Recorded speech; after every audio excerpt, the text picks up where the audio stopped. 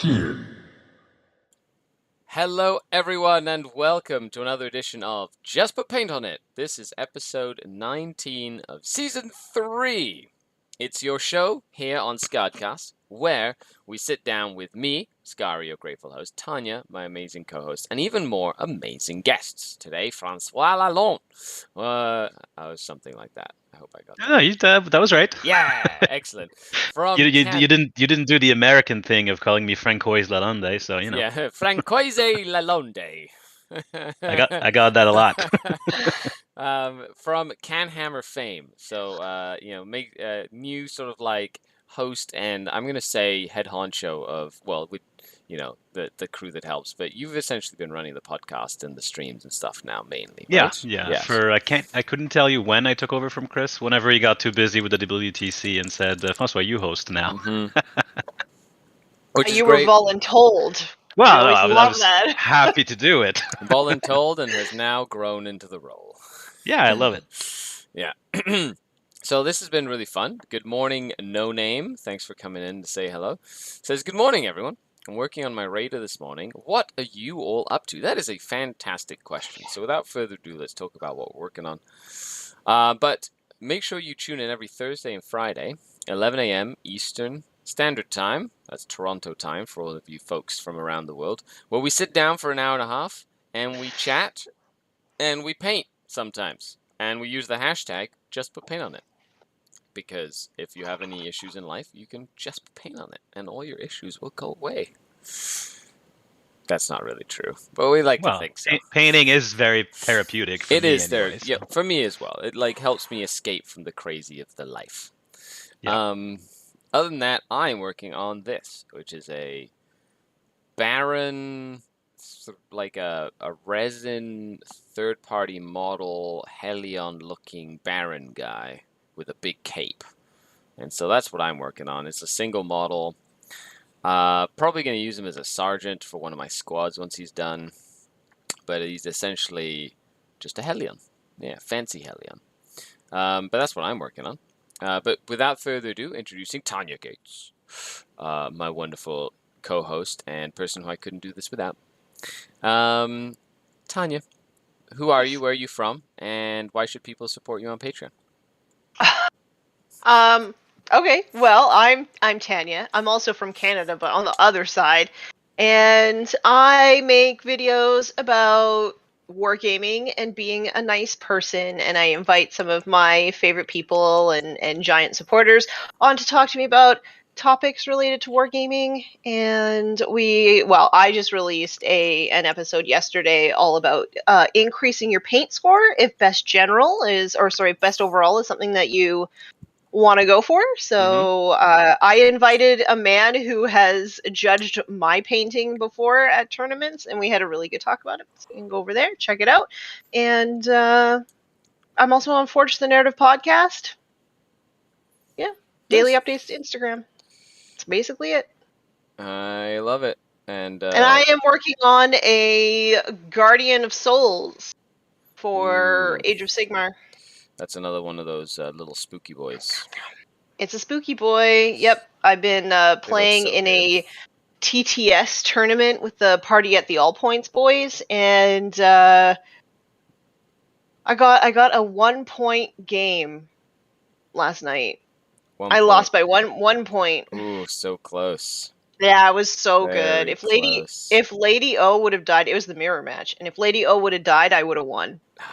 Oh boy. Those are like the best. She had one wound left. Oh no. Yeah. Well, that's what legends are made of, so that's fantastic. But thanks for coming on, and of course I'll be putting the link down below so you can check Tanya out and all that good stuff. And without further ado, introducing our wonderful guest for today, Francois, who is from Ottawa.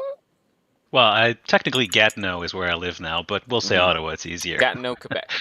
Yes, Gatineau, Quebec, just on the other side of the river. Nice. I can drive for 5 minutes and be in Ottawa, so we'll say Ottawa. But you're in Gatineau. No. I'm in Gatineau. Everybody out there, you've got the internets. Figure it out, okay? Yes. You just that's what Google Maps is for. But yeah, so tell us a little bit about yourself, who you are, and where you're from, and what are you working on today? Yeah, well, I was born in Montreal, so I'm a Montrealer, but then I've lived a bunch of other places since. I went to Boston for grad school and lived in Kingston for a bit. And I've been here for 11 years now. And once I moved back here is when I kind of rediscovered Warhammer. Right as 8th edition dropped is when I started playing 40K, but I started Sigmar a little bit before then.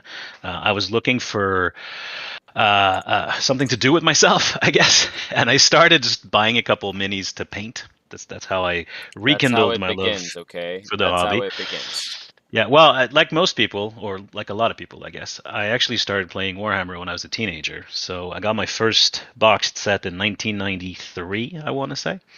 And it was the 2nd edition fantasy, the one with high elves and goblins in the box and the cardboard cutout of models.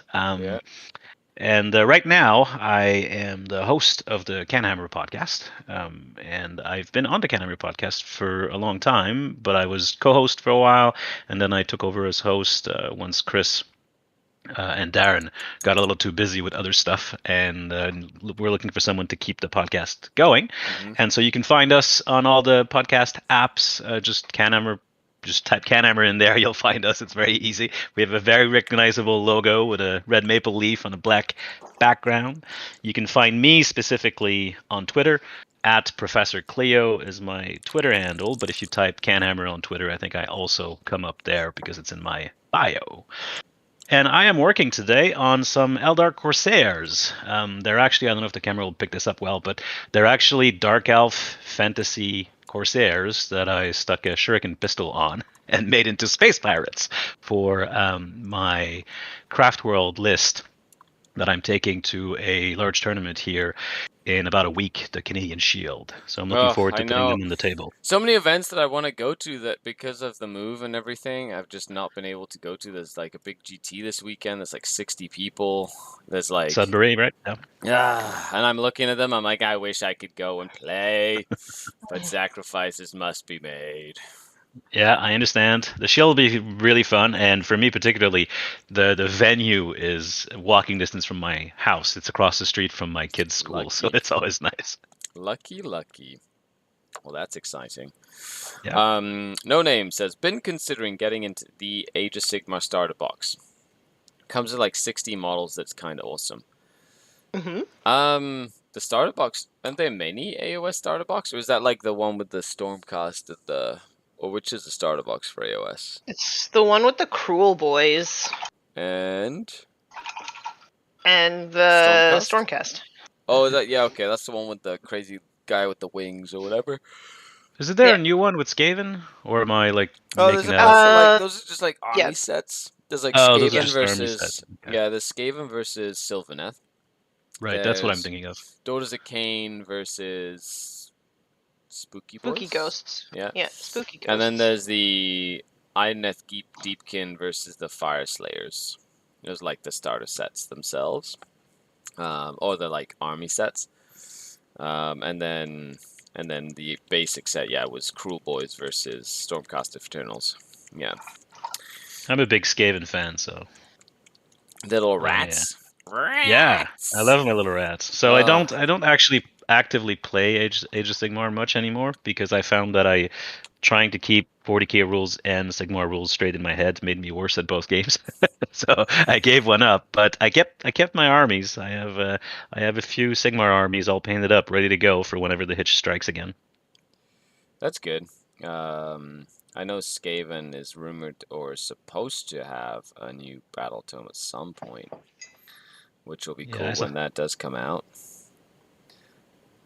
Especially with the Sylvaneth, they usually get their like new box set or whatever, and they like update some of the data sheets, and then their book is not far behind. Mm-hmm. There's something about the lore of Skaven that I find really, really interesting. I think it's pause on everything. Maybe because some of my like first introductions to like Warhammer lore, or back in the 90s when those books started coming out, I was a huge fan of the Felix and Gotrek novels, and whenever Skaven appeared in those, I always thought they were hilarious. I love that, like, Nagash would be the ruler of all realms right now if it wasn't for those scheming rats. They Yeah, literally just chewed a hole into his death pyramid, and that's hilarious. they literally like foiled all of his plans, and somehow Yeah. they're like, oh, apparently it's like they're destined to just constantly just mess Nagash up.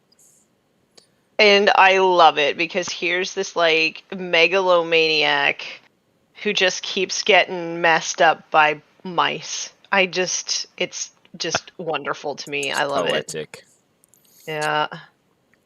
Well, the lore in Age of Sigmar has always been like I used to understand. Like I didn't really ever get into the lore for like the old world. I got into the lore specifically for my faction in the old world, which was like Bretonnian and Tomb Kings when I started playing them a lot.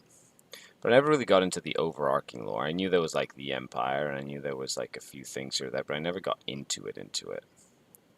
And then once once they started blowing up all the world with like the end time stuff, um, I still didn't follow it. All I remember is all I Okay, remember, anticlimactic, but yeah, I okay. still didn't follow it. And now, even Thanks. now, like Age of Sigmar's kind of come in, and there's like all these new lore points and stuff, and I'm like slowly learning the more I play. But I much prefer the gameplay over the specific lore itself, if that makes sense. Hmm. So, Yep. so I haven't like I'm not really like focused on trying to learn the lore. I don't know. Does that make me a bad Age of Sigmar player? No. I think Age of Mhm. Sigmar players are really chill. So if you don't like the lore, I don't think they care. I do think Age of Sigmar players are more chill than 40k players. Do you find that, Hmm. Francois? Yeah, I think that's fair to say. Well, maybe it's just the circles I'm involved in, but because I don't know too many competitive Sigmar players, right? Yeah. So I mean, maybe that's why. But yeah, I feel like there's maybe less of a focus on the competitive scene. But I don't like I said, I don't really play Sigmar anymore, and I haven't for a few years. So take whatever I say about it with a huge grain of salt. I Right. feel like from the glimpse that I've sort of gained from the party at the All Points server, I think that the competitive community is quite tight knit. Like everybody knows each other and all of that. But I don't know. It just doesn't seem as intense. I don't know. I'm having a blast though, playing in this tabletop simulator thingy. It's really nice to be able to see how like good players play the game. I wish I could like Tabletop Simulator. I tried, and I just couldn't. It's much better for 40k than it is for Age of Sigmar because I heard, yeah. yeah, like while I'm playing Age of Sigmar, I'm like, hey, can you just pop up an aura bubble for me? And they're like, what? I'm like, oh, They don't have okay. it like linked up. They don't have it linked No, up like we do with like best coast no. pairings, like linking up to like the list builder that codes your whole army, so you get all these really No. cool fancy things. Yeah, So you have no. to manually measure all of that stuff. Yeah, they have like these But little rulers for like 9 inches that you can like put around your units and stuff. But yeah, it's terrible. Like the entire time I'm playing, I'm like, man, there is just way more support for 40k on TTS. yeah, I could see that though. Yeah. Yeah, definitely see that. Xanthiades says, ahoy! Hello, Xanthiades. Also, hello in chat. If you are seeing us from anywhere, why don't you tell us where you're tuning in from? That would be great. Off topic, says No Name, but do you have a Discord? And if you do, can you link it in the chat? So I'll start with my Have a Discord. Patreon Discord. Yep. So my Discord is a Patreon exclusive, or perk, right? It's just a thank you for supporting me. You just get into the Discord, you know. And then there's a whole bunch of stuff that happens on the Discord on a constant basis. We have a lot of stuff going on there. But yes, that is. I do personally have a Discord, but it's like a private Patreon Discord. but you're welcome to join if you'd like as well through the Patreon.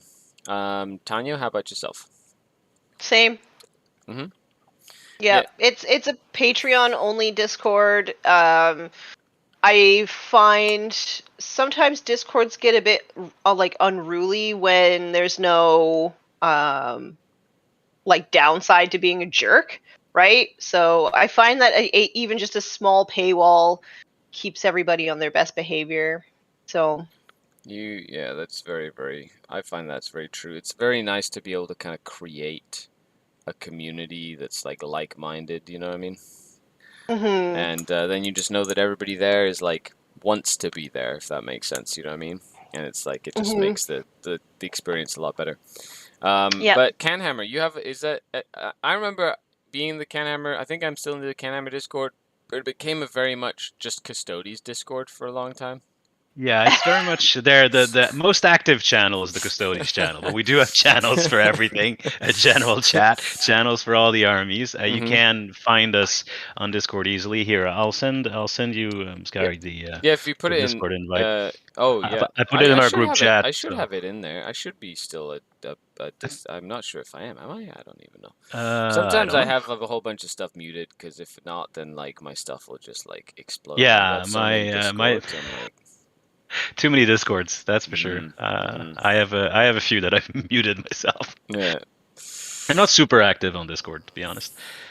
Every once in There's a just while, I'll only tag so many Francois hours in the just day. to. Yeah. I'll tag Francois just to show him how his racks are doing. Yeah. I'm I'm so happy you're putting these racks to good use. Well, you painted 120 of them, right? Yes. You madman. Okay, I just packing them in a box like makes me go. I would not want to paint this many rags. So Um, I find painting very zen, and so for me, painting hordes is not a problem. I just kind of zone out and I do my thing. But those racks were, in hindsight, for me, a mistake because I played them at one RTT and then I decided that's way too many models. I don't want to do that. My back is hurting. Xanthiadi says I have way too many discords, but Tanya's is terrific. I do like Tanya's. We have a like nice little family in there. Yeah. And they're trying to convince me to run a role playing game for them in Oh, there. that'd be so So cool. I might we might do a Mork Borg. It's ready to go.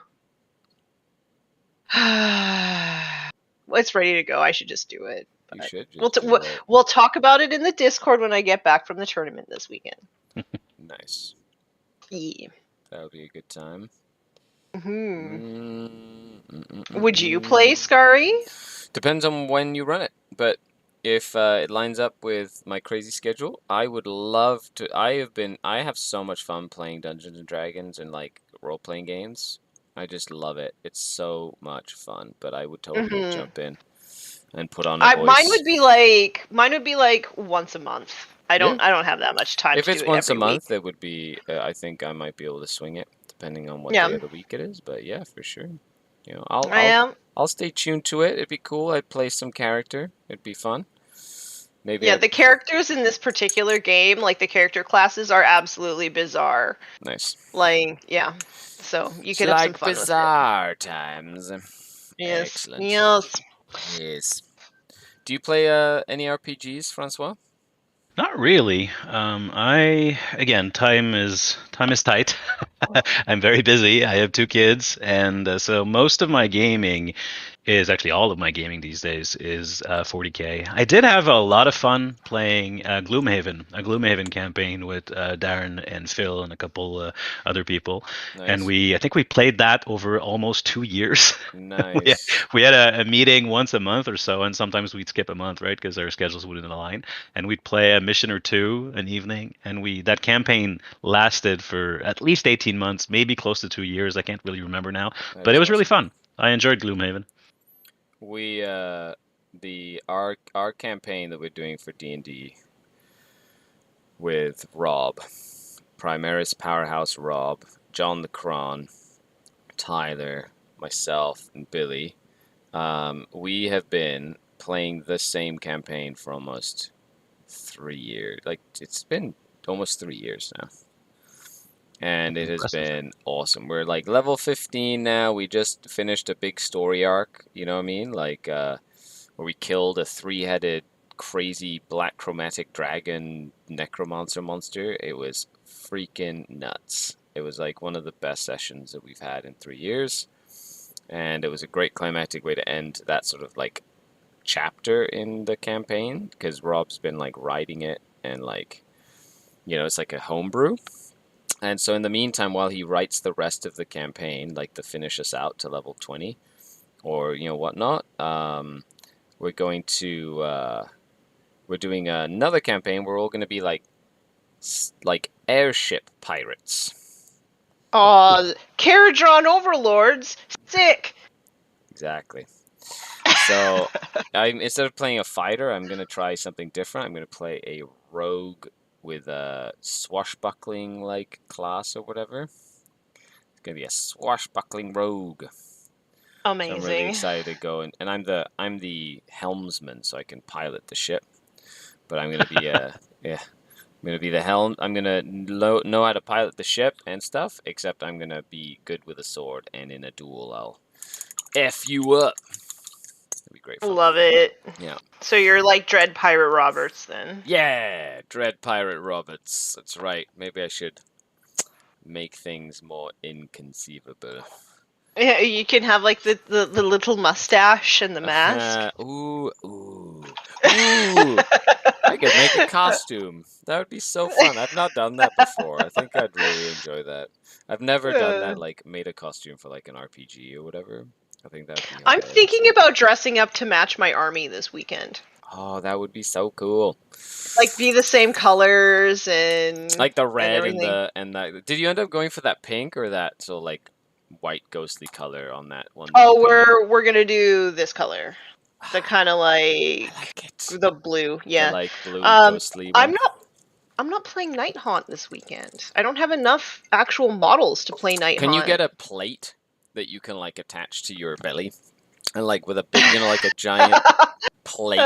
Just and get then, a platter. Yeah, like a big like silver platter and like just like tie it with some string around you or whatever and have like a little ogre like plate. I don't know. What are they called? I should do like a cosplay of an ogre. Yeah, what do they have a name, right? They're like armor plate on the belly. It's a gut plate. That's what it's called, the gut plate. And didn't it have like special rules with like bump you with it and do damage or something? They don't in this edition, but my general has the gut plate of Gur, which is like his relic. It's a magical gut plate. If there's one thing that's amazing about Age of Sigmar is the names that they give these relics and like command traits and stuff are like, no shit, Sherlock. Like that is just Then again, in 40k it's very much the same when they make like the Blood Angel Dreadnought claws are called Blood claws, or the the wolf. The wolf this and the wolf that. The wolf talisman. Very creative.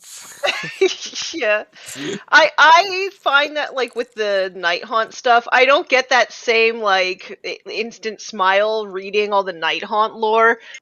So I hope when the ogres get a new book, I hope that they keep that feeling that the ogres have right now, because a lot of the relics and the spells and stuff just have these like disturbing names that are so funny, and I hope that they keep the vibe, Yeah, makes sense. Do either of you play Total War Warhammer? Yes. No. Yes, I play. Do you play 3? Ogres are a faction in the latest one. Yeah. And number 3. I haven't. Right? I haven't. Yeah, number 3. I haven't put a lot of hours in. I just haven't had time. But now that the semester's over, my schedule is opening up a little bit more. Does that mean you and I can play?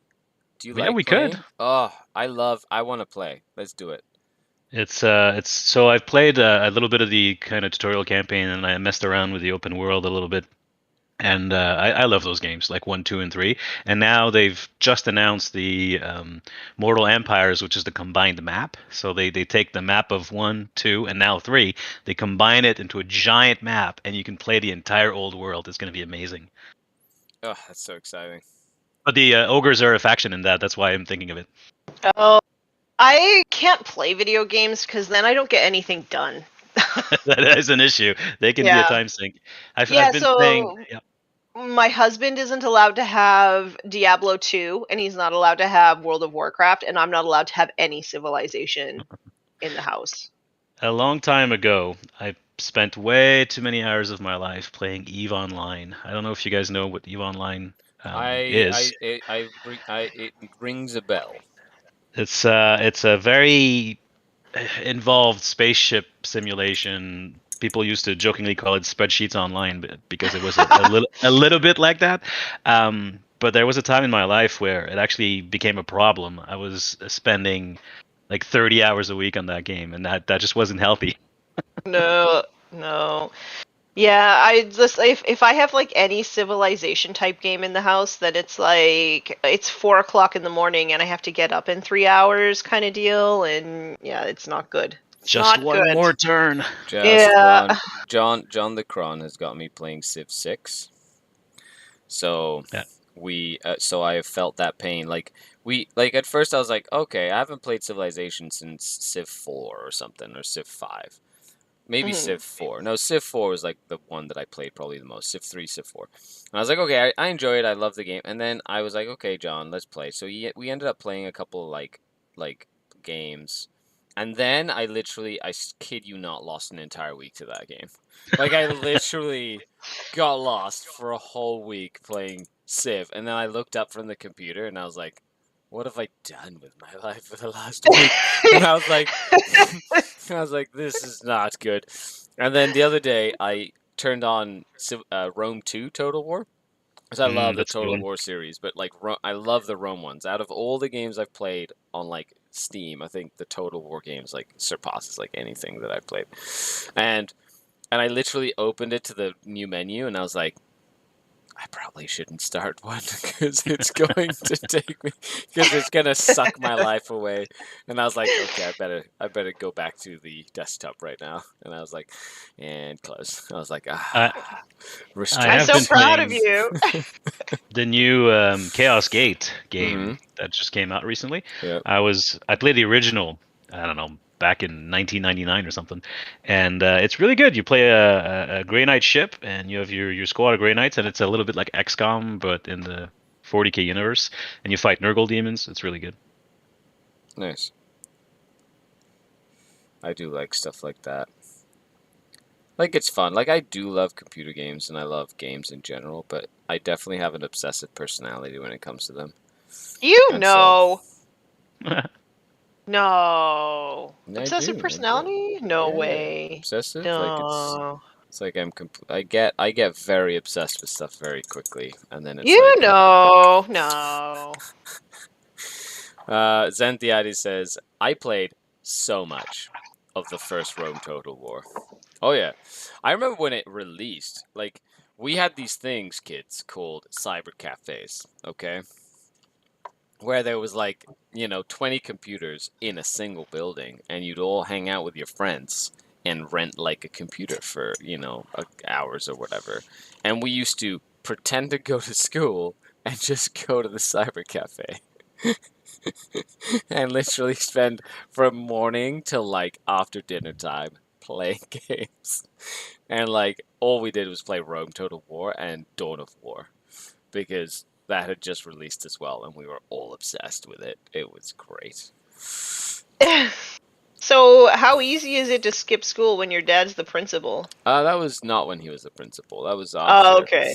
Yeah. Well, he was the Alright. principal. So my dad founded a school called Esselmont when I was in second or third grade, and the school was a thing until I was in sixth grade. And then after I was in sixth grade, going into seventh grade, basically I had to shut the school down. So went to a different like middle school up in Mexico City. And my dad was the principal of the elementary, but my dad wasn't at my school, which is high school, middle school. And then when I was in high school, he was the principal of the secondary school, like the elementary and middle school. That was not where I was either. So I definitely I and see. we So and we you could like got to make be a our bad kid. but we could make our own schedule. So our high school was very much like a university. Like you literally pick your schedule. like for your classes. Like you could literally just pick your schedule, and you could have whole days off. So we usually just like cram all our classes from like Monday to Thursday, and then have like Fridays off or whatever. And then every class had a certain amount of days off that you could take, like you could have off before they like failed you or whatever. So we used to use every sick day that we could because we had a number of sick days we could use. Just going to be nerds at the nerd cafe. That's right. Hey, Alex, how's it going? Here in Spirit Between Meetings. Thanks, Alex. Hopefully everything's going well. Zenthiades says, probably my favorite Total War moment, though, was in Medieval 2. Oh, I love that game too. Medieval Total War is fantastic. When I unintentionally recreated the Avignon papacy by assassinating bishops until the entire College of Cardinals was French.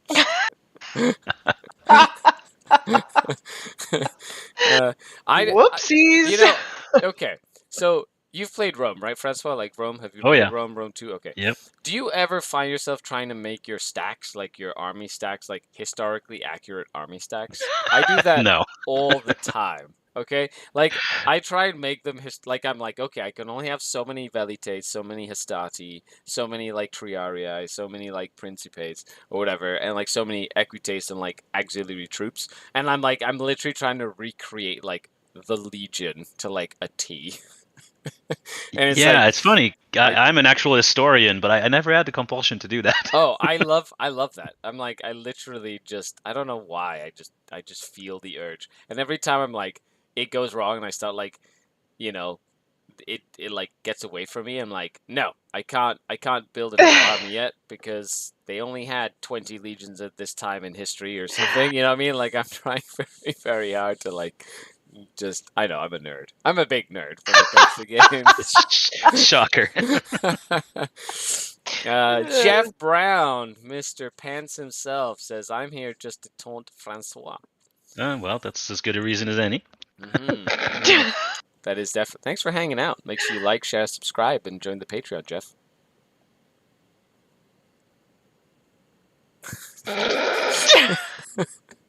Let's not reward him with any more attention. Yeah, I know. That's true. Moving on.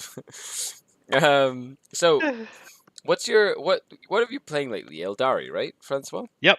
Yeah, I've been playing Craft World since the book dropped. Nice. I didn't stray too far away from my previous army, which was the Dark Kin, for about a year. Ooh. And I was tempted to switch to Tyranids because I have a very big Tyranid collection, but there's something about the Eldar playstyle that I really, really like. The mobility, the being active in every phase, the kind of glass cannon aspect of it. Probably from playing so much Dark Eldar over a year, I really, really enjoy that playstyle. So when did the book drop? Like 4 months ago, maybe? Been playing nothing but Eldar since then. So, Francois, tell me about your foray into the Dark Eldar. Yeah, that was really fun. So the book, when the Dark Eldar book came out, was it like April, like over a year ago? So something like that, about 14 months ago. Darren was selling his Dark Eldar army, and he was selling it for pretty cheap. So I said, Darren, I'm going to buy your army. And I bought Darren's Dark Eldar army, and I just started playing with it. And I found that, of course, at the time the army was very, very strong, so that helps. But I found I really enjoyed the playstyle. Mm-hmm. And then I ended up adding so much to it. Like I bought maybe 4,000 points from Darren, and I added another 4,000 points to it over the following year. And I had a lot of success with the Dark Eldar. It was a really fun book to play. Nice. I know. I got to play you. I know. It was really fun. It did not go well for me, but we had a fun game. It was a fun. That was what, the team event in Sudbury, was it? That was the team event in Sudbury, yeah. And I completely fell apart that game. You were playing my army for me. You were a very nice opponent, reminding me of all my rules.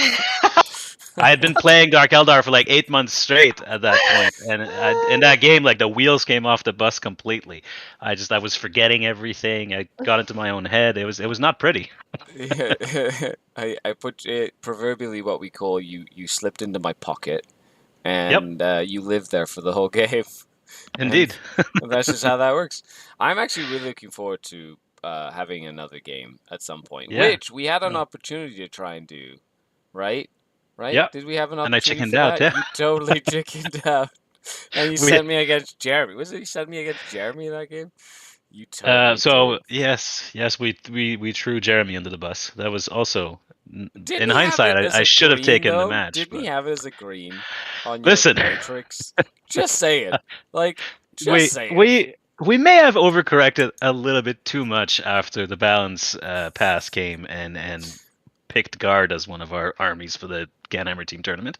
Which, I love guard. I have a very large guard collection. They're one of my favorite, if not my favorite army. But let's be honest, that was not a great idea. Guard has suffered. Guard suffers just a little bit. Yep, it's sad because I love my guard. Tanya is perplexed. Tanya needs an explanation. An explanation on what? Why would you bring guard? Like Listen, there had to be some like mental process yeah, there that you're like, this is a great idea. So I'm not the one who had the idea, but I'll try and explain it as best I can. There was this list that we came up with that was 7, I believe, lemon russes, and in some They were practice definitely games, lemons, all right. yeah, they actually, that list did really well in practice games, and Jeremy played it on TTS a bunch and beat some very strong lists with it. But I think we may have overestimated how it would actually do at the team tournament.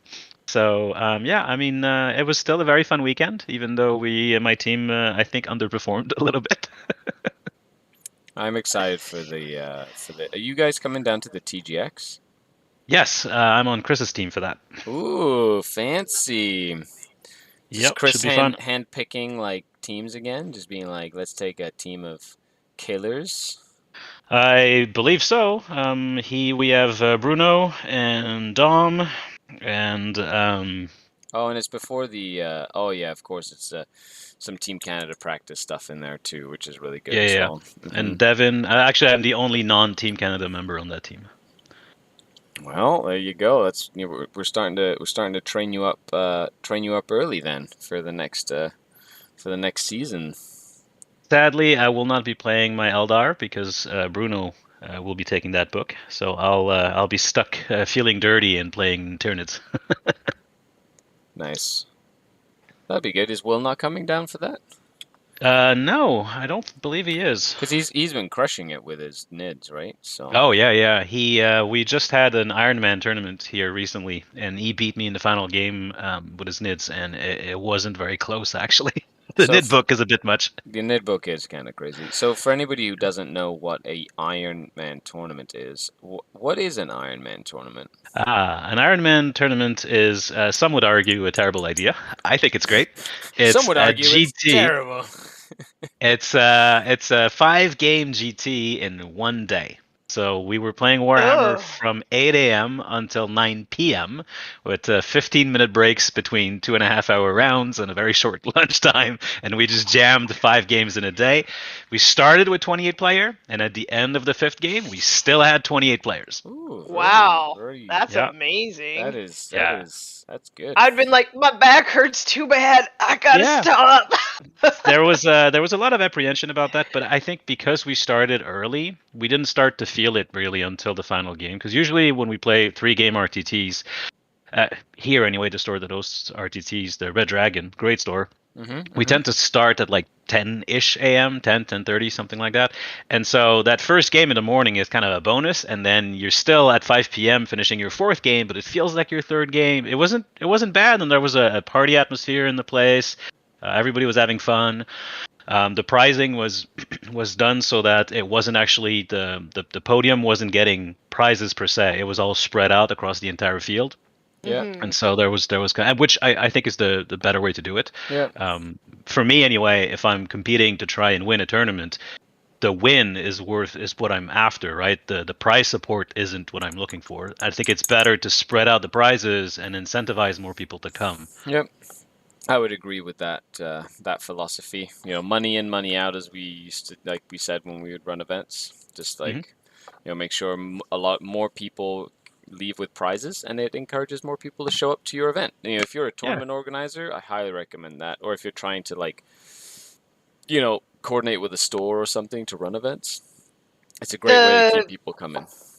the way that there's a ton of prize support usually out in this area, but the way that we usually do it at tournaments is there's just like a table full of prizes, and whoever wins best sportsman gets the first pick of whatever on the Nice. table. So they usually end up walking away with like an Indomitus box or like something really sought after. And cool. then best overall gets to pick, and then best general gets to pick, and then it's door prizes. So they just pull names out of hats for all the rest of the stuff. That's exciting. Hmm.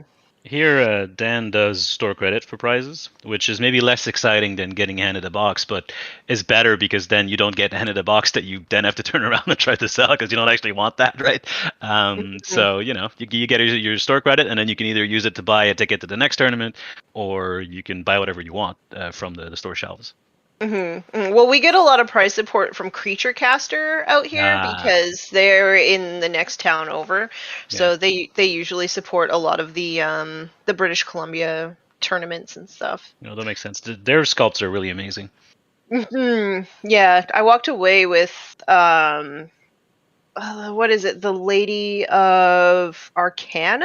It's like the big cross-legged, like Zinch-looking thing.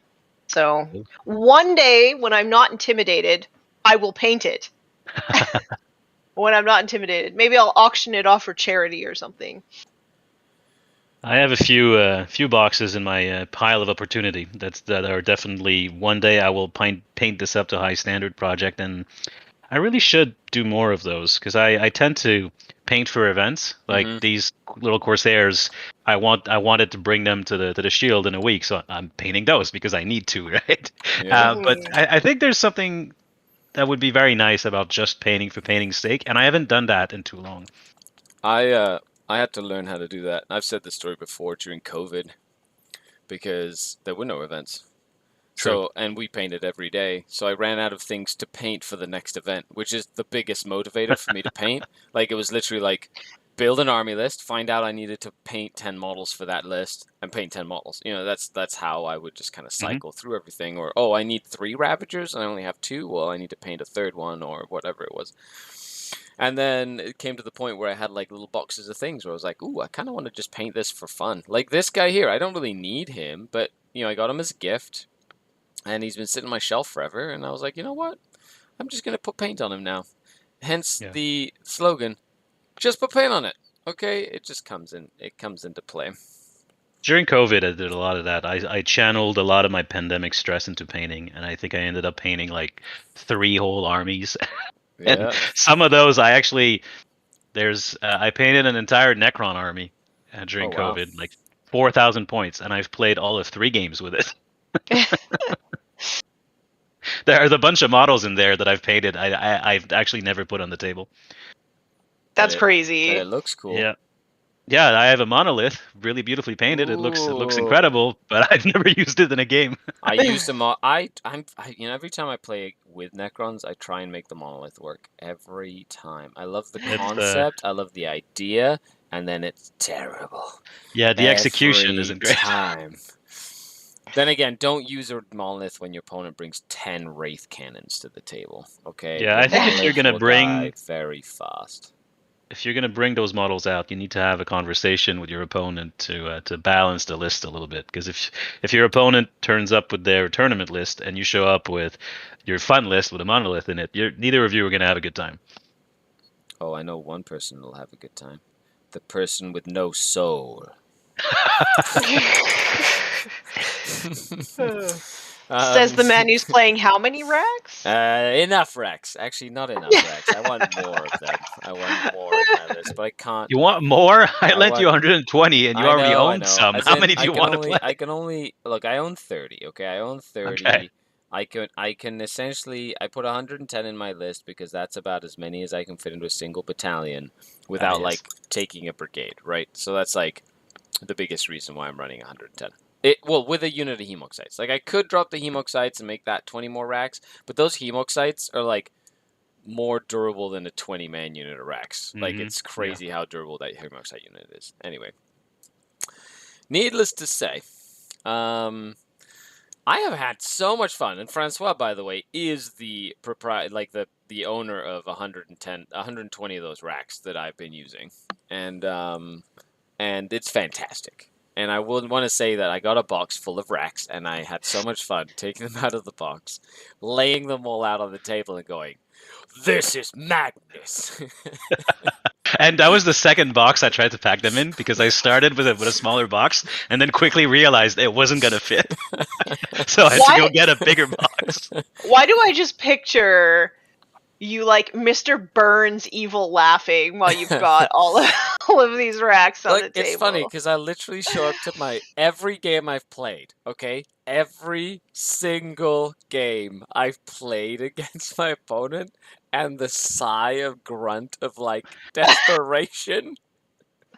It's like It's a sight to see. like you think about it and you know it's gonna happen, but just seeing people's like soul leave their body when they're just like, this is so silly, and they just can't physically do anything about it, brings tears of joy to my face. Yep, it's 120 racks out on the table is a very impressive It's sight. so funny. So And it's before funny- I lent sorry, before I go lent ahead. my racks to you, I lent them to Tim for the CanHammer team tournament, Yeah. and I ended up playing against my own racks. That's And funny. it was such a surreal kind of notion to see my own army deployed across the table like that. Yeah. Well, hopefully we get to play against each other again sometime. Yep, maybe at Yeah? TGX. Maybe if you don't wuss out again. Well, Just saying. this time I will not tell my captain to not pair me into you. we'll have a rematch. It's funny And because if I'm playing Tyranids, maybe I have a chance. oh, buddy, Tyranids, don't even get me started on like Tyranids. I know they're a bit much. So good. I will say though, I love how fast the army is to play. It's weird to say it, but the army is so fast to play. Like, you wouldn't think 110 racks. I do have to move them quickly and stuff, but like, all I do is move. There's no shooting. Right. There's no like, you know what I mean? Like, there's literally. Well, presumably you're taking a lot of saves. yeah. The saves is the thing that takes like the most, but like you get good at rolling saves. But I mean, it doesn't take that long to get through it all. You know what I mean? And that surprised me because I was like, okay, my first turn literally took like 2 minutes. Move, get up, move on to objectives, put up my banners, do my actions, done. Your turn. Like, it's literally just so fast. Yep. Speaking of fast turns, in my game last night, my first 2 turns were just like towing onto objectives. Like, I didn't move hardly anything, just 2 units, boop boop. Yeah. Get my points, and then the second turn it was just like move that 1 unit a little higher up, get my points. Our game actually went really fast on TTS, which is saying something because we were both playing big units of Blade Geists, which are all melee. And like, if you've ever played on Tabletop Simulator, getting all of your little dudes into melee range is like with your pile-ins and stuff is a pain in the butt. And we still got our game in 3 hours, which without aura bubbles, without anything else, I was so proud of ourselves. Like, we were just patting ourselves on the back. That's saying something for TTS, that's for sure. Anybody in chat play TTS at all? Yeah, I know quite a lot of people have been playing TTS religiously for the last 3 years or whatever. I can't stand it. I have a well-documented hatred for TTS. I prefer not using it because of the fact that I prefer playing real games, but I will use it that I can practice. Well, as in person games, not like a TTS. No, I agree. TTS isn't real. Well, it's like it's still a game and you still get practice, but I mean, it's just not the same as like I find. The biggest thing about playing on TTS versus real life is the perspective. Like I've played against people who have only ever played on TTS. Like, they literally started the game on TTS and they've never played a real game. And they go to like an event, right? Or like their first in-person event or tournament, and they are just totally out of their element because the way that the height at which you stand and look over a table is totally different than having a bird's eye view of the table all the time. And Yep. so the Mhm. perspective you get and the distances and things like that, like your brain like calculates that. If you play on a tabletop, it calculates it and thinks about it, and there's all this information that's being fed into your brain hole, right? And then you apply that. But on TTS, it's all like top down. You can highlight units. It's like you can kind of measure little things like at any point in time. You know what I mean? And it's like on the table, it takes a lot more effort to kind of do all that information gathering, right? And it can Yeah. throw people off that are just used to the ease of TTS, right? I've noticed that too with people that will show up to an RTT and they've been playing a lot on TTS and then they're suddenly really out of their element in a live game. Makes sense. Just like I felt really out of my element when I tried to play TTS. Yeah. I'm lucky that I can get like 2 or 3 quality games a week here if I want to. So I don't feel the same kind of need for TTS over someone who maybe doesn't have that kind of active local community. Yeah, and it is a great tool for people who want to play and don't have access to people to play with, because it Mhm. literally just like makes sure that you can play anyone, right? Now the key, of course, if you play online is to essentially the same as in like your local community, you end up having to sort of build a community of people that you can play that are good people to play, right? So you kind of have to like wade through maybe some shitty games sometimes, the same as in real life, you know what I mean? And then you find like a group of people who you can play and interactive with, right?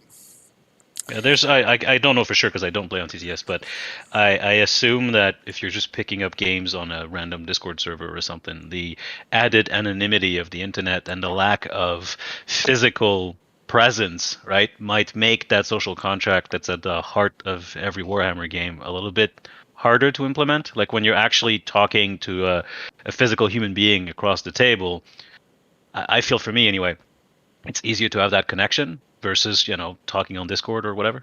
Yep. Yeah. I find that the games that I get in Patreon Discord servers are 100% better than ones that are just on like free Discord servers, right? Because people know that if they're not on their best behavior, they're going to be kicked out of the server, you know? So I probably wouldn't just take a pickup game from just any open server personally. Yeah, makes sense. Tim Henrik says, I first got into 40k because of COVID. My friend had been trying to convince me for over a year prior. Yeah, sometimes you just have to go, okay, let's do something with our time, like, yeah, I might as well try it, Stuck at home now. Danny Thompson, thumbs up. Thanks a lot for coming to say hi in the chat. Tim also says, I tried once, playing TTS, but my crappy laptop tried to kill itself. It's funny because there's a couple of tricks that you learn after playing TTS for a long time, like don't delete models, right, in the middle of your game. Because Oh, if you man. delete models, the program starts a RAM leak, and then it'll Yeah. freeze your computer. Like Why it's is like this this bug using or something. 16 gigabytes of RAM? Yep. God. I had to delete everything and then like re-find all of my stuff, like all of my save files, everything. I had to get rid of it because Oof. of a memory leak. Yeah, Yeah. I could not find which particular model or which particular asset was causing the memory leak, so I just friggin' deleted everything. Yeah. And that's the kind Yeah. of thing. Like also there's like I highly recommend if you do want to get into playing TTS, number one, play against someone who plays TTS often. Don't try and like figure out by yourself because you'll get frustrated. So like get somebody to just teach you like very simple things like how to flip a model and how to rotate a model and how to measure distances without having to use a little measuring thingy, and how to like fix your models if they all get clumped up into a bowl, which happens, like things like that. Or how to like move your model back to where it started when you're like messed up the movement or something like that. So there's like lots of little tricks that you can use that make your life hell of a lot easier when you're playing on TTS.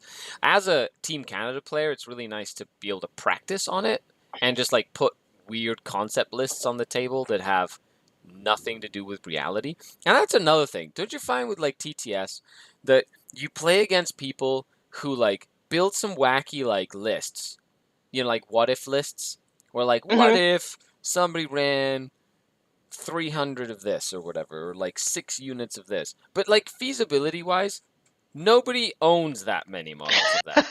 Like it's Yeah. just not something that you see. Like Mhm. the Sagittarium. Do you ever play against that Sagittarium list? Francois was like 25 Sagittarium or I've something. played against Jeremy, who was running a lot of Sagittarium, but not Not 25. 25, right? But that's the thing. That's the No. maximum would be like 25 and like 4 or 5 units of 5 Sagittarium, right? But Yep. no one owns 25 Sagittarium. Like you might borrow a bunch, but like you need to borrow it from all of your like Custodes friends. And 4 other Custodes players. right, the maximum I've ever seen people own is like 6. Like 2 units of 3. You know what I mean? Like that's the Mhm. maximum I've ever seen people own Sagittarium. So you literally need to borrow it from like 3 or 4 different Custodes players, and they all have to lend you their Sagittarium for you to do that. You Mhm. know? Anyway. Yeah, the meta gets a little warped, I assume, from the like instant availability of Mhm. any model you want. Yep. Yeah. But it's kind of cool as somebody who's just learning, like, because I've just recently stepped into Age of Sigmar, and like my local area is very like beer and pretzels, right? So people are really excited about their models, and as soon as they paint it, then they put it into their list, and no one is really like looking for efficiencies and stuff like that. And like I wanted to learn a little bit faster, so that's why I jumped onto this TTS thing. Mm-hmm. And it's really cool to see some of those skewed lists, right? Because like in my meta of people who just like bringing what they want to paint, nobody's going to bring like 60 blade geists, Right. right? Like nobody's going to want to paint that. I don't want to paint that. So it's kind of cool to just like experience that and see what it's like. Um and for me it's a great learning tool. I just started playing Night Haunt, but I only have like 1250 points or something, so I don't even have 2000 points to play at a tournament. So to be able to bring them in some form to something is pretty cool while I search for more secondhand models. I do like that. It's a good choice to do. So Francois, do you usually get stuff brand new and build it up, or do you usually like don't mind getting a bunch of stuff secondhand for like passion projects or whatever? Do both. So we have a very active secondhand market around here because the scene is so big, and the Red Dragon, my local store, has a very huge used model selection. So a lot of my armies are primarily stuff that I bought used or in bundles, but I also buy a lot of new stuff. So my guard army actually started because I found someone on Facebook who was selling a huge guard army for very cheap. And sure, some of the models in there I didn't actually want, but for like $500, I got 2,500 or 3,000 points of guard, right? So I just started the army that way. And then as you develop your lists, then you might go new to add this unit and that unit. But definitely, especially for someone like me who has a problem and owns like 13 armies, and about like 70,000 points of Warhammer, going predominantly used whenever you can is the way to go. Yeah, I could see Yeah, I that. used to be. So my first army that I played was Chaos Space Marines, and I bought a bunch of stuff secondhand, and like it was not put together very well, and it all fell apart. And like literally, I'd pick up a model and it would fall apart, and I just got like so frustrated that I was like, I'm never gonna buy used models again. And then I think I wasn't really playing a lot at that time. It was like more of a hobby thing, and then I started playing a lot more, and then like the opportunity to buy this Custodes army secondhand came up, and it was really really inexpensive. So, and it had some Forge World stuff in it, and I was like, man, it's like I could buy all of this like 2000 points for the same price as buying like one hover tank. So I got it, and it was actually a really fun project to take these really ugly painted models and make them something really pretty. And now I'm like on this secondhand kick. I don't want to buy new models because I want to take these models that were so ugly and I want to make them pretty again. It's like a makeover show for me every day. I love it. I'm also a fan of like finding like little conversions and cool proxies and stuff like that. Like these Corsairs, I wanted Corsairs for my Craft World list, but you can't actually buy them right now because they were only released in a Kill Team box, and it's not being sold anymore. So if I wanted the actual Corsair models, I would have had to like pay a fortune on eBay or something like that. But instead, I reached out to my friends and I asked if anyone had leftover from their fantasy days these dark elf corsairs, because space pirates and fantasy pirates, the only difference is the type of gun that they hold, right? Yeah. And my friend Nick, he said, well, I have these 7 corsairs. I don't know where the other 3 went, but I have 7 corsairs that have been in my desk drawer for like 10 years now. Do you want them? And I just got the corsairs that way, and then I found shuriken pistols in my bits box, and there we go, five man unit of corsairs for free. I love that. That's awesome. Ooh, I'm excited. I have a garbage rhino coming in the mail today to turn it into terrain or basing. Love it. Nice. Yeah, especially Space Marine stuff, especially, is very easy to find secondhand because everyone has Space Marines. I have a very large Space Marine collection, and most of it was bought used, just from people selling like Indomitus halves and stuff like that. Do you have a chapter that you prefer? So I am, contrary to what many people believe, I'm actually a huge fluff bunny, and so I have 4 separate Space Marine armies painted in the appropriate chapter colors, which means Nice. I own duplicates of many, many models. But I have Ultramarines, I have Dark Angels, I have White Scars, and I have Iron Hands, all painted with the proper like shoulder pauldron decals and everything. They're all in the right colors. I love my Space Marines. Man, it's like, I love it. Like, that's amazing. And I find, is it me, or do Space Marine players tend to take that sort of thing really seriously? It depends. I think the smart way to do it is to have your own custom chapter that you can call your own and build your own narrative for, and then you can play it as whatever on the tabletop.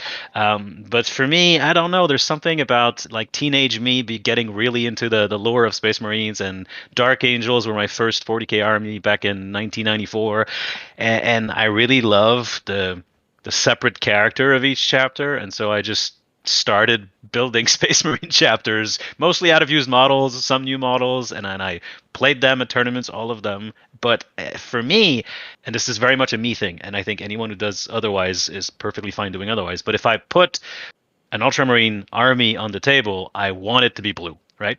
And if I put a White Scars army on the table, I want it to be painted white with like red lightning bolts all over it.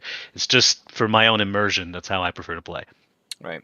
But that's the thing. But you don't care what other people do. This is just. Oh, no. Across the table purpose, from yeah. me, I don't care if you're Nick Nanavati's toothpaste-colored Space Marines, right? That doesn't matter to me. Toothpaste-colored Space Marines. You've seen that army, right? It's like Colgate Marines.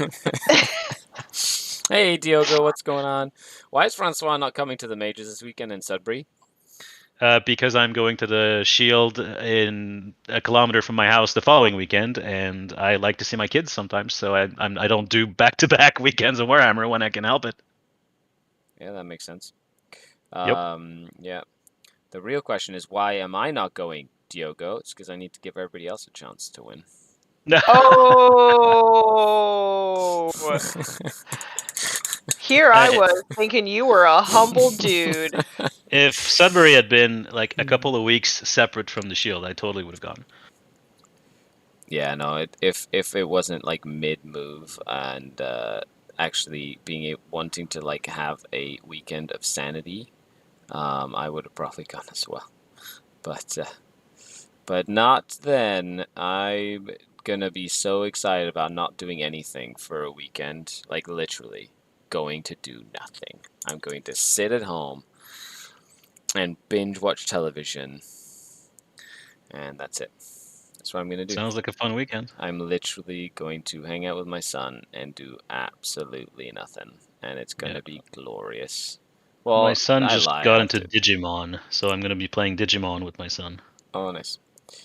I want to get my kid more into playing some 40k with me, so I might take him out to like the game day in like one of the local stores. Like they get together every Saturday to play. Unless there's a tournament. I don't think there's a tournament. No, it's not. Is it the 11th this weekend? Yes. Yes. Oh, there's an RTT then. Ha ha ha. Funny.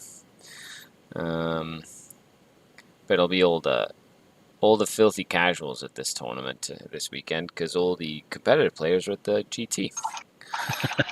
So Shout out to the filthy casuals. shout out. You know, it's really funny. I did the live stream with Mini Wargaming yesterday. So Luca and I had a game.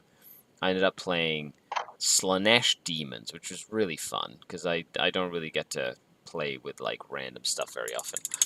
And man, I'm having so much fun. Sorry, on a random note, I'm having so much fun like highlighting and blending the folds in this giant cape with the super purple. This Warlord purple color is like it's one of my favorite. Like it's such a good color. Okay, I'm able to get so many color blending colors from it without like mixing the color straight up. Then I can put a wash on it and do it even more. This color is incredible. Should I send you this color so that you can edge highlight with it? What color is like, it? Well, I've been using this is mecha color magenta fluorescent, but like look at how close they are. I've also been using Warlock purple from the Army Painter, but if you send me the color, yeah, I'll take it. I'll take it. It'll be fun, sure. I don't like. I still have anyway. I have so much paint, so many paints I have to get over.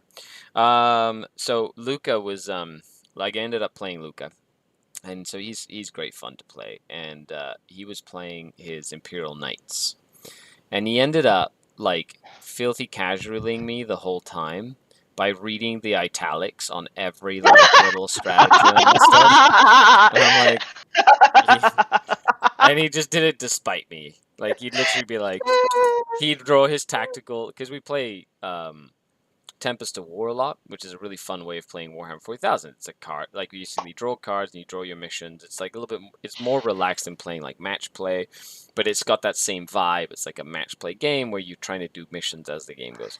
And he literally was reading the italics on every tactical objective card he had to do. Yes. It's like your commander has ordered you to raise a banner in the middle of the table. It's like, oh my gosh. I was like, you filthy casual. And it was glorious. That's so funny.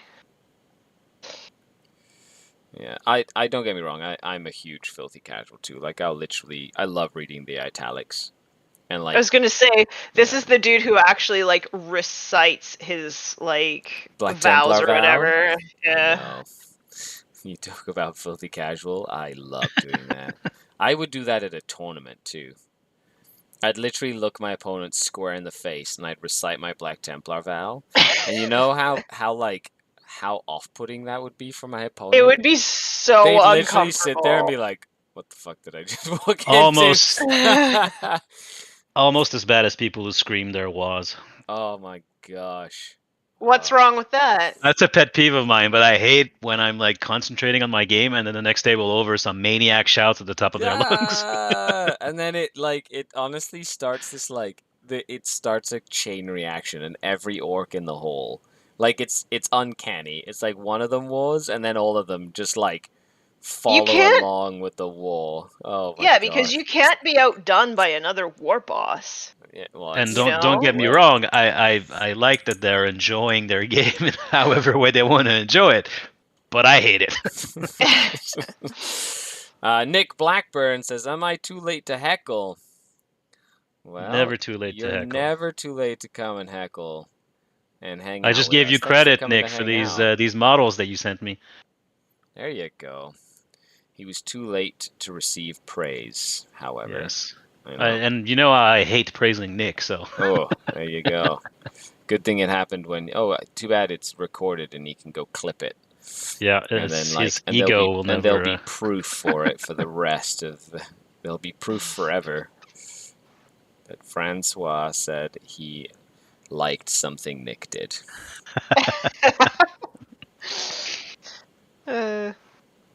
You guys talk a lot of shit. It's the trash talking is real, okay? Only between friends, though. The trash talking is real. I'm really bad at trash talking. When last time I went to play on tabletop, Nick was like, "Okay, do some trash talk," and I was like, "I am the worst. I cannot do it." Yeah, it is definitely like a. I feel like it's something that it's like an uncomfortable thing at first, for sure. Once you do it more, it's like you just get conditioned to it. Or somebody just trash talks you first, and then you're like, well, fuck you. And then you're like, alright, I can trash talk you just as much, you know? I don't know. Maybe somebody's gonna have to teach me how to do it. I don't know. Skari, next time I come out, you're gonna teach me how to trash talk. Yeah, we'll have like, maybe I could give you a little script. I just pull out this little piece of paper and Your read mother was a verbatim what's hamster, on and your it. father smelt to elderberries. Now go away Like a before I call attend to you. center scenario, right? Yeah. Hello, you poop face. Trash talk number one. That is what your mother said last night. Okay, so you rebuttal with this. Okay, flip to page 4.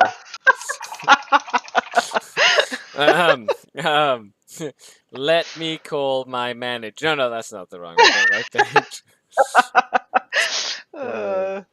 Those models have only been in the bits box for 10 years, says Nick Blackburn. Well, it's like a good wine. They age over time, and then they become more useful and more delicious. Yeah. Are you two a Warhammer hoarders? Because I'm definitely a Warhammer hoarder. I have models that are still in blister packs that I bought 10 years ago.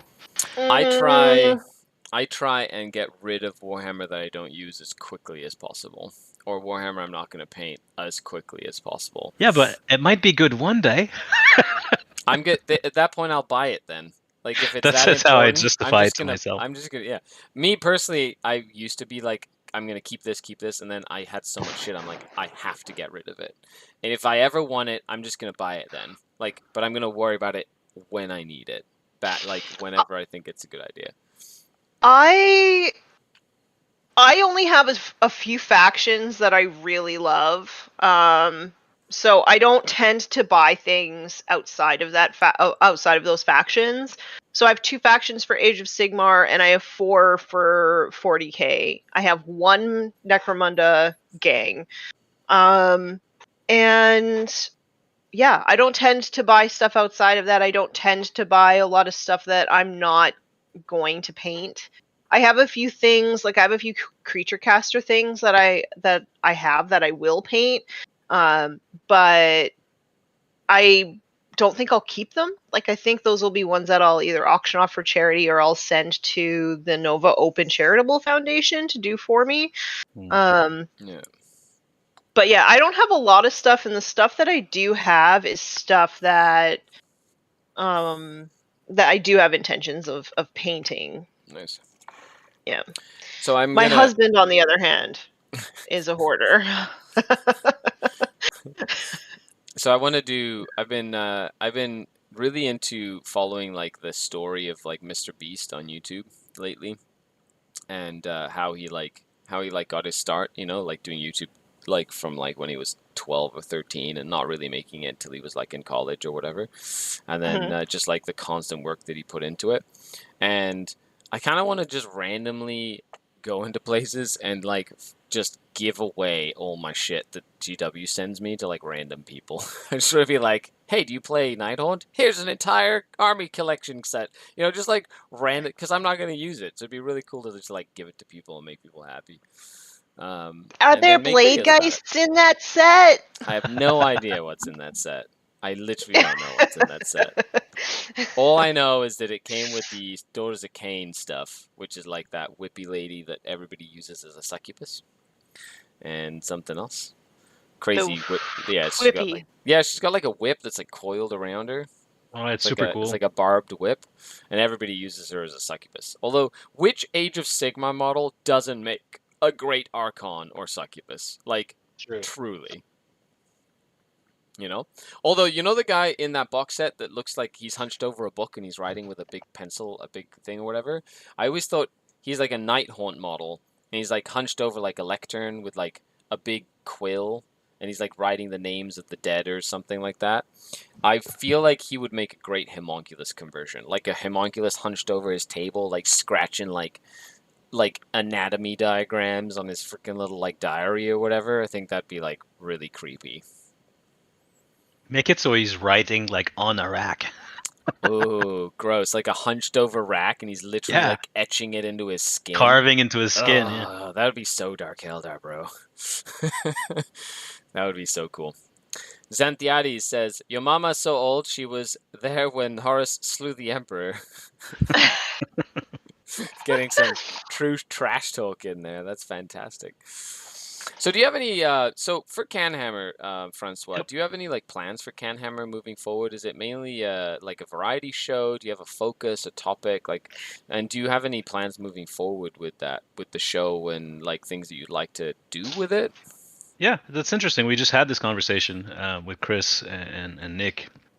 We want to keep it fun for ourselves, right? So we don't want to put too much pressure on ourselves to like follow a set schedule or put out episodes just because it's on the schedule and we have to put one, right? We're all busy. We have busy jobs. We have families. We don't intend on turning this into a job. That's not an ambition that I have.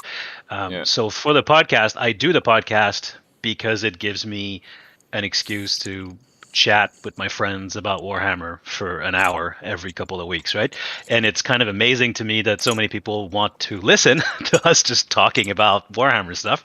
And I do really love that people are listening. So to keep it kind of light and fun and us, right? We decided that we were going to aim for roughly every 2 weeks, but it's not a big deal if we feel we don't have something to talk about that week. So last week we did one talking about setting Warhammer goals and how to sort of plan out what you want to do for Warhammer. And in the process of that conversation, on the side, we were having the same conversation about podcast goals, right? And I think for the foreseeable future, we're gonna keep it kind of very casual, just talk about what we want to talk about. If there's something big going on in Warhammer or in our Warhammer experience, we're going to talk about it. And hopefully people still enjoy listening to like middle-aged dads talking about Warhammer for an hour every couple of weeks. I love Well, it. I feel like most like the biggest demographic of fans for Warhammer are middle-aged Yeah. dads. At least when I Definitely. look at my demographics on YouTube and Instagram, I'm like middle-aged dads. Yeah. That's who my audience is. And if one day Chris wants to take the podcast back and start hosting it again, he'll be more than welcome to. I'm kind of holding the fort and having fun and enjoying doing it for now, and kind of not really thinking too far ahead to the future. That's exciting.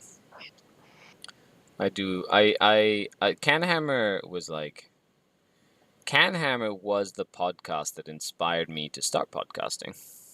No, back in the fantasy days, or Back in the day. Like, it was a long yeah, time ago when I started SkaredCast, the podcast. But I remember Chris was like doing interviews, and we were like playing back at like Phoenix Games and Hobbies and like Waterloo or whatever.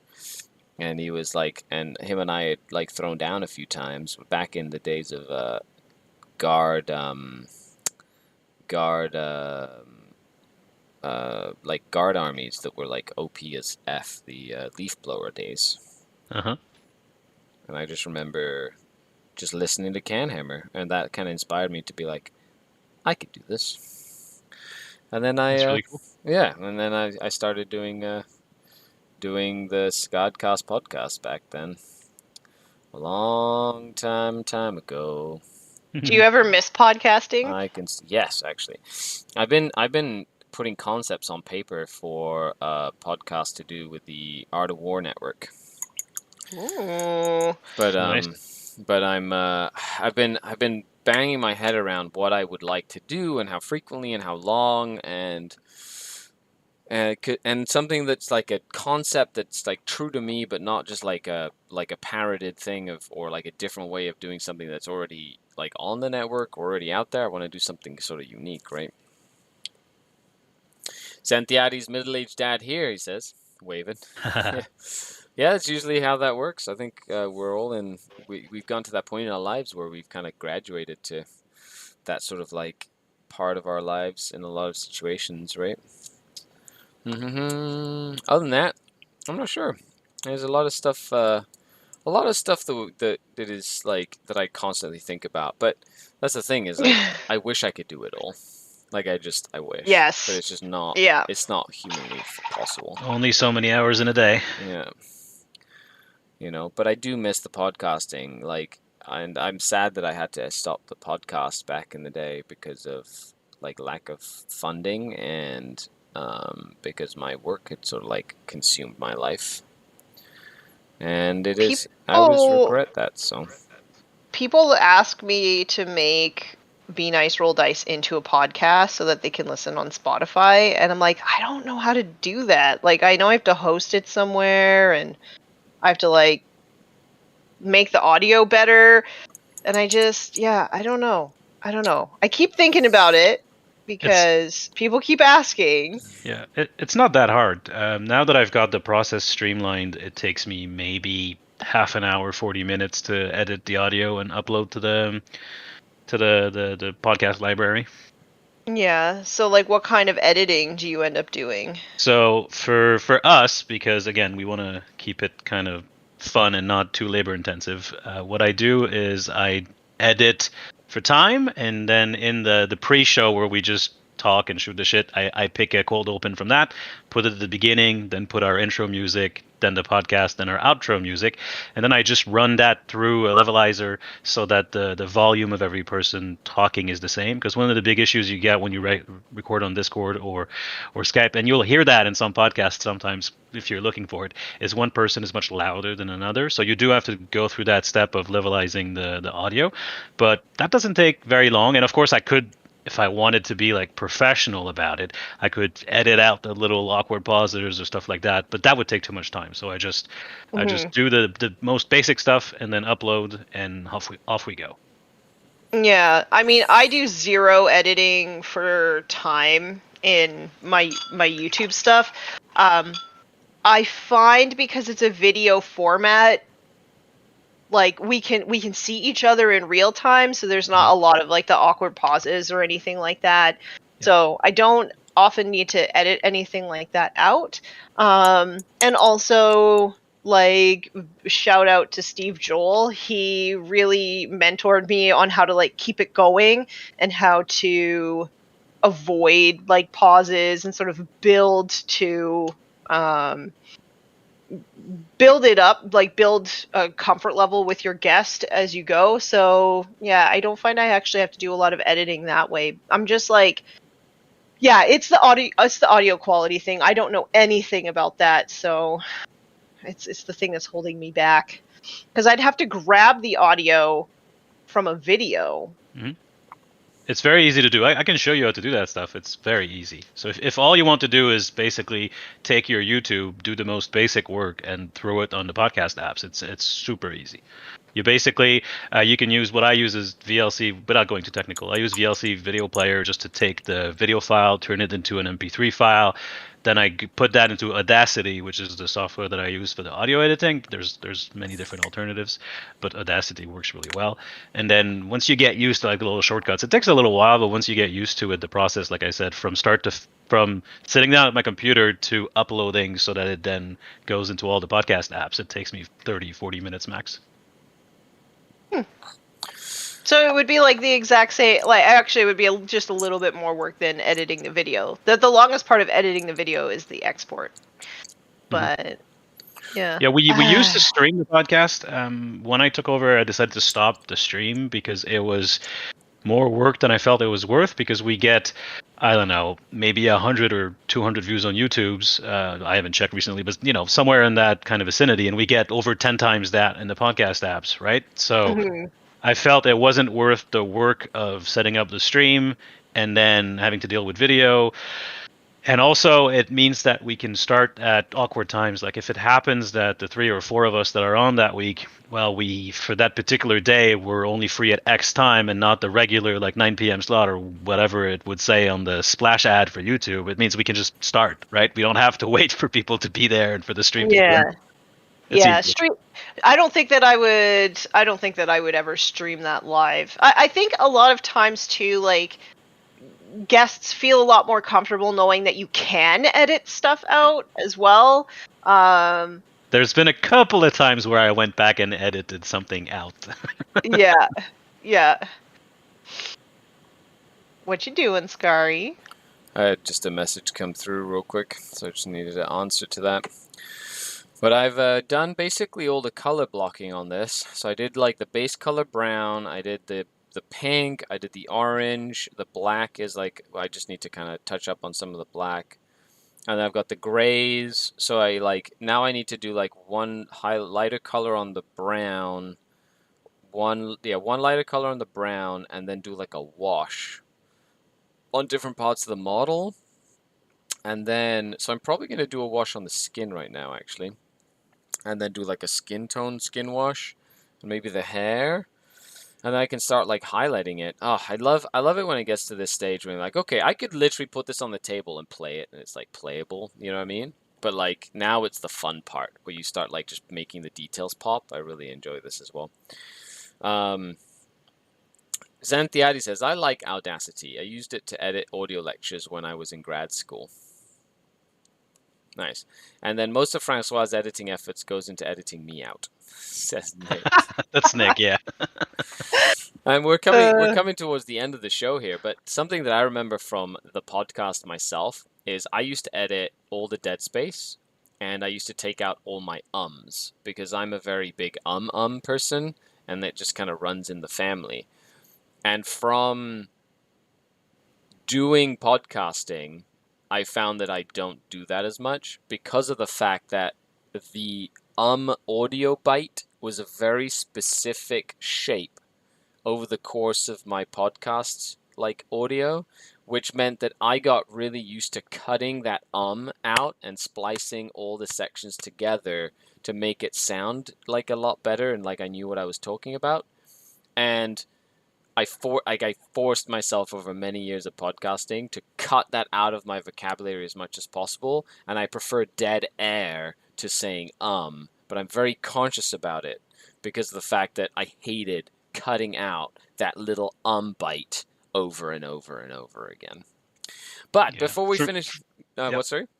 No, I was going to say, for me, I talk for a living. So over the years of lecturing, I've gotten better at taking a pause rather than inserting those filler words. Mm-hmm. It's a natural human inclination to not want silence. You're trying to keep the person you're talking to engaged, so you want to make noise, and that's just a human thing. But that means that all these kind of filler words that we all do, it's hard to go from using them to actually pausing in the middle of your speech.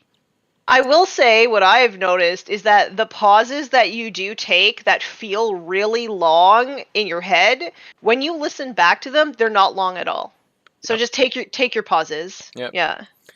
Well, that does make sense. So before we finish up for the day, Francois, why don't you tell folks where folks can find you and what you do, as well as anything else you'd like to plug before we finish up for the day.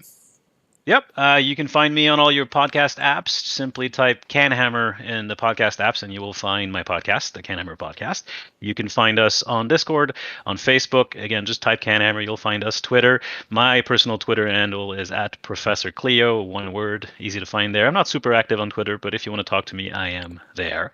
And I will also plug the Capital City Bloodbath tournament that is coming up in August. There are still some tickets left, but it will, I'm quite certain, sell out. So if you're interested in what, in my humble biased opinion, is the best Warhammer tournament in Canada, you can still buy a ticket. It's August 9. I don't know. It's in August. You can find it again it's if the you go. Weekend I come back. It's August 20th. Oh, the 20th. Yeah, it's the 20th. Yeah. 9 is TGX. That's why I had that in my mind. So August 20th for you just find us CanHammer, either on the CanHammer page on Facebook or the Capital City Bloodbath event page, also on Facebook. You'll find all the details there.